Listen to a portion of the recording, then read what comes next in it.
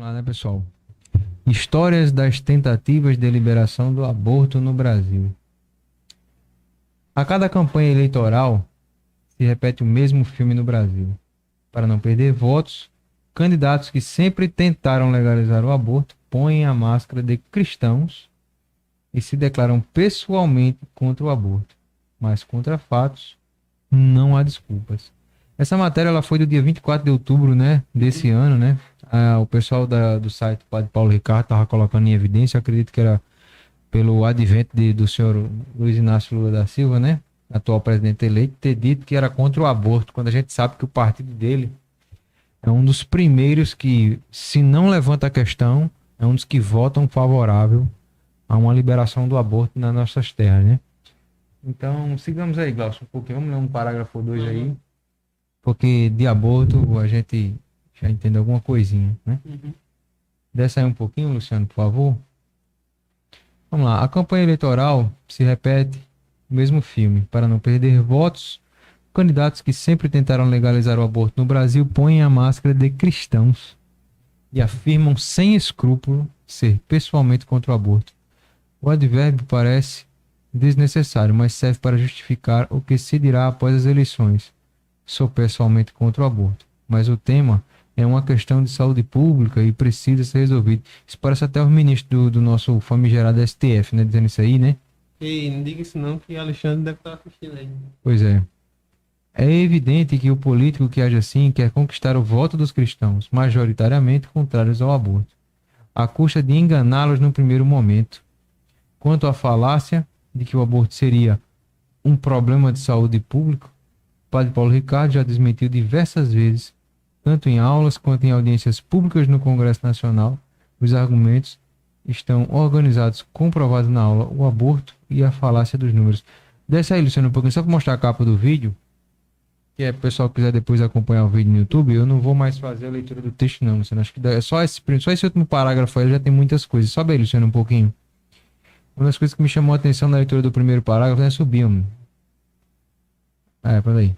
É que ele diz o seguinte, que é evidente que o político age assim porque quer conquistar o voto dos cristãos, né? À custa de enganá-los num primeiro momento. E o cristão é fácil de se enganar? A pergunta é essa. Tá entendendo? O cristão ele não deveria ser uma pessoa consciente, porque veja, quando a gente pressupõe que vai viver na verdade, a gente se preocupa sempre com qualquer mentira, né? E tipo, faz parte da nossa vida, o cotidiano, a política, né? Muitas pessoas viveu-se por muito tempo no Brasil aquela ideia de que política, religião e futebol não se discute, né? Grande tragédia é esse ditado. Porque foi justamente pela falta de discussão, entendeu? De situações de estima, eu quero aqui excluir a questão do futebol, né? Porque para mim é irrelevante, acho que para todo mundo também.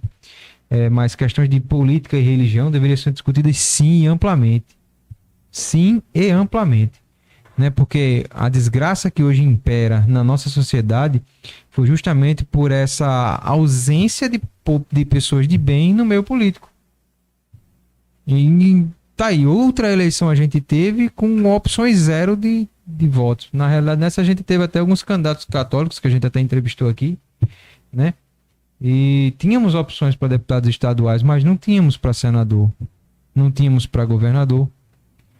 E nem tinha para deputado federal, Glaucio. Tu tinha algum assim? Deputado federal? Aqui? Aqui. Ó, se Glaucio não lembra no primeiro momento é porque não tinha. Bem assim mesmo. Né? Então, boa noite, seu Lucas. Salve Maria. E tá entendendo? Então é bem isso. Esse negócio de ser enganado facilmente na época da política é justamente por conta disso. Porque as pessoas elas se preocupam muito pouco, né? Com a discussão no seio político. E é por isso que muita gente é enganada, porque não entende as razões que movimentam, né? Porque a esquerda, propriamente dita, né? Ela é um movimento ateu.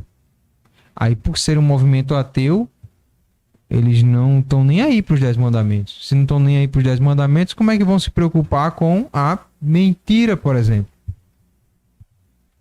Como é que você vai esperar de um cara que está completamente compromissado com uma dessacralização da sociedade, vai estar se preocupando com mentira? Chega a ser até hilário, né? O cara pensar que esperar que... Eu não acredito numa só frase que Lula fale ou qualquer outro membro da esquerda fale. E eu não consigo acreditar em uma só frase. Simples assim. Mas vai, Galson, faça aí alguma sua ressalva. Não, então, coloca ali, Luciano, por favor. De novo, tem como? Pronto. Pessoalmente contra o aborto. Então, isso daí é curioso, né? Esse procedimento aí é mais velho do que andar pra frente. De fato, eles não, olha, eu sou contra o aborto. Tá bom. Mas, é sempre o mais, né? E em caso de estupro, como é que fica? Ou isso dos conservadores, viu? Os conservadores, que eu vi influenciadora da direita. Eu quero nomes. Bota aqui na minha assim, mesa nomes. Falando assim. Não, no caso do estupro eu sou a favor, porque eu entendo do direito da mulher. Eu quero nomes. Não é pra Alexandre de Moraes me processar. Não, é ele que tá dizendo? Então. Mas é porque assim, é favorável à pauta do STF, né? Então. Sei. Continue.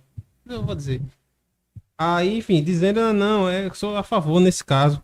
E o que acontece? Veja isso aí. De fato, os políticos se aproveitam e dizem, não, eu pessoalmente sou contra. Tá, é contra, certo. Mas se chegar na sua mesa, se for presidente da República, chega na sua mesa pra veta ou sanciona.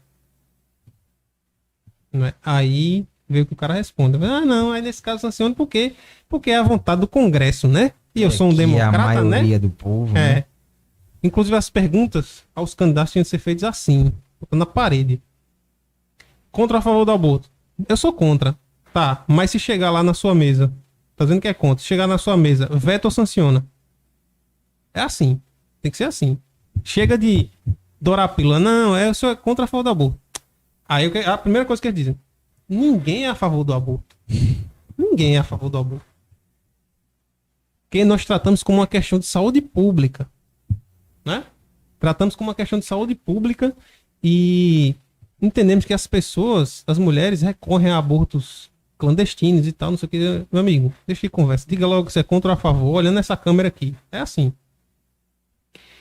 E aí, eles lançam mão disso, dão uma de doido, né? Pra ganhar voto e cometer um estelionato eleitoral. Pois é, e não só isso, né? Como também eles podem muito bem dizer assim, não, se tiver na minha mesa, eu veto.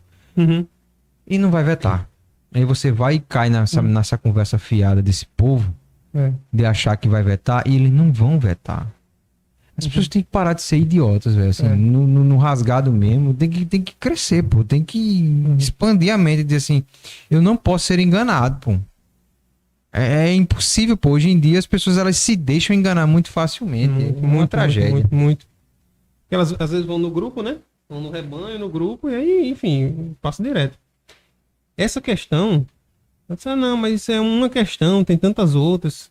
Não, pessoal, vejam.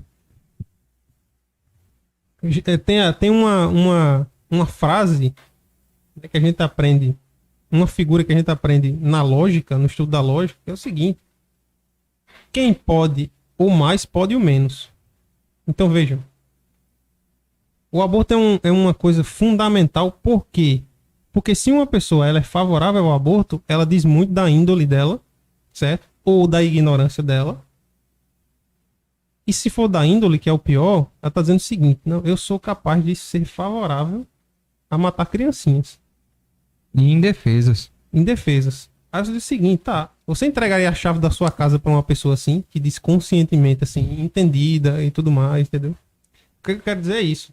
É que sim, algo tão fundamental quando a vida inocente, a pessoa é a favor do direito de você injetar uma solução salina, né, na barriga da mulher para matar a criança envenenada, o que ela não é capaz de fazer? Tá entendendo? De corrupção, pode ser que ela não cometa, pode ser. Mas ela não tem mais barreiras morais, entendeu? Para transpor. Se ela é a favor da barreira moral mais fundamental que a gente possa ter. Entende?